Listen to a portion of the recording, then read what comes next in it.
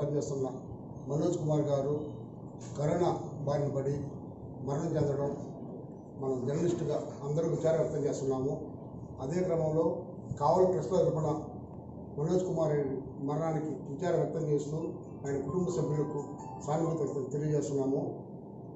ప్రభుత్వాలు జర్నలిస్టులు పడుతున్న కష్టాన్ని గుర్తించి వాళ్ళ సంక్షేమం కోసం చిత్తశుద్ధితో మంచి చట్టాలు తీసుకొస్తే జర్నలిస్టులు ధైర్యంగా పనిచేయడం బాగుంటుంది. ప్రభుత్వాలు ఎక్కడైనా కానీ జర్నలిస్టు సంక్షేమం కోసం చిత్తశుద్ధి కృషి చేసి జర్నలిస్టుల మనోస్థైర్యం పెంపొందేలా కృషి చేయాలని కోరుకుంటున్నాం.